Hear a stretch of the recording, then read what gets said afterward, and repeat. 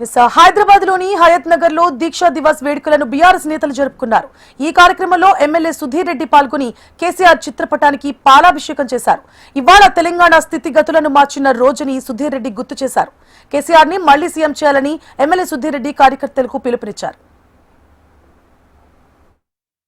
తెలంగాణ రాష్ట్రాన్ని తీసుకొచ్చిన రోజు, తెలంగాణ గతిని మలిపిన రోజు కాబట్టి ఈ రోజున అందరూ కూడా గుర్తుపెట్టుకొని కేసీఆర్ గారిని మళ్ళీ ముఖ్యమంత్రి పీఠం మీద కూర్చోబెట్టాలి. ఈ తెలంగాణ రాష్ట్ర పురోగతిని, అభివృద్ధిని మరింత ముందుకు తీసుకెళ్లే ఆ బాధ్యతని ఈ కార్యకర్తలు అందరూ కూడా భుజస్కంధాల మీద వేసుకున్నందుకు ప్రత్యేకంగా వారిని అభినందిస్తూ ఇదే స్ఫూర్తితో ముందుకు కొనసాగాలని చెప్పి కోరుకుంటున్నాం.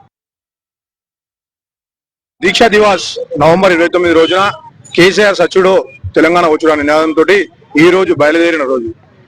ఈ రోజు దీక్షా దివాస్ సందర్భంగా హైదరాబాద్ డివిజన్ లోని బీఆర్ఎస్ పార్టీ కార్యకర్తలు అందరం కూడా దీక్షా దివాస్ సందర్భం పురస్కరించుకొని గర్భిణీలకు మరియు అదేవిధంగా విద్యార్థులకు అందరికీ కూడా పౌష్టికాహారం ఈ కాంగ్రెస్ ప్రభుత్వంలో వైఫల్యం చెందింది కాబట్టి ఈ రోజు మేమందరం కూడా బీఆర్ఎస్ పార్టీ ఆధ్వర్యంలో గర్భిణీలకు మరియు విద్యార్థులకు అదేవిధంగా హాస్పిటల్ ఉన్నటువంటి రోగులకు అందరికీ కూడా మేము పళ్ళ కార్యక్రమం అదేవిధంగా హెల్త్ క్యాంపులు ఏర్పాటు చేయడం జరిగింది. కేసీఆర్ సచ్చుడు తెలంగాణ వచ్చిన నిరంతరం బయలుదేరి 11 రోజుల తర్వాత అనగా డిసెంబర్ 9వ రోజు ప్రకటన విడుదల చేసిన దినము కాబట్టి ఆ రోజు తెలంగాణ అనేది ఆ దీక్షా ఫలితమే ఈ రోజు తెలంగాణ. ఈ తెలంగాణ అనేది లేకపోతే ఈ రోజు CM Revanth Reddy CM seat లో కూర్చునేవాడే కాదు.